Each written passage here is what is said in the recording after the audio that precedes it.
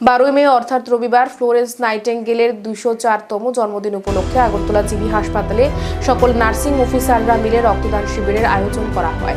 উদ্বোধন করলেন জিবি হাসপাতালের medical super Shankar Chakraborty, deputy medical super Kanak Chowdhury সহ নার্সিং সুপার সোমা ধর্ষ অন্যরা। এদিন এই রক্তদান শিবিরে বক্তব্য রাখতে গিয়ে এক আধিকারিক জানান, ফ্লোরেন্স নাইটেঙ্গেল হলেন আধুনিক নার্সিং পরিষেবার জন্মদাত্রী। সেই মহান ব্যক্তিদের জন্মদিন উপলক্ষে নানান কর্মসূচি হাতে নেওয়া হয়েছে, যার মধ্যে রয়েছে বৃক্ষরোপণ, রক্তদান শিবির। আগামীকাল ওনার জন্মদিন উপলক্ষে এক সেমিনার সহ ছোট্টখাট্ট সাংস্কৃতিক অনুষ্ঠানের আয়োজন করা হয়েছে বলে জানান তিনি।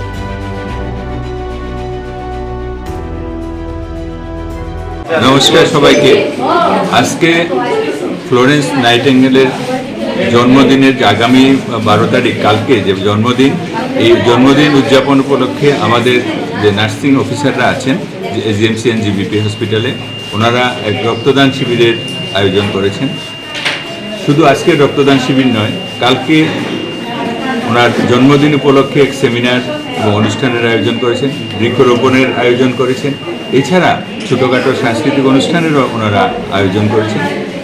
এক কথায় ফ্লোরেন্স নাইটেঙ্গেলের জন্মদিনকে সামনে রেখে 12 মে যিনি আধুনিক নার্সিং পরিষেবার যিনি জন্মদাত্রী, সেই মহান ব্যক্তিত্বের জন্মদিনটিকে আমাদের জিবি হাসপাতালের নার্সিং অফিসাররা এইভাবেই পালন করছেন।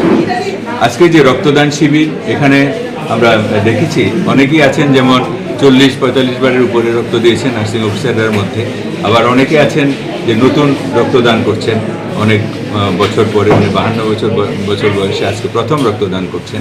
তো এই যে একটা উৎসাহ রক্তদানের উপরে এবং ওনাদের যে প্রফেশন, সেই প্রফেশনটাকে ঠিকভাবে আরও এগিয়ে নিয়ে যাওয়ার জন্য ওনাদের মধ্যে যে উৎসাহ, সেটাকে আমি ধন্যবাদ জানাই। সেটাকে আমি সেই জন্য ওনাদের সবার প্রতি আমি কৃতজ্ঞতাও জানাই।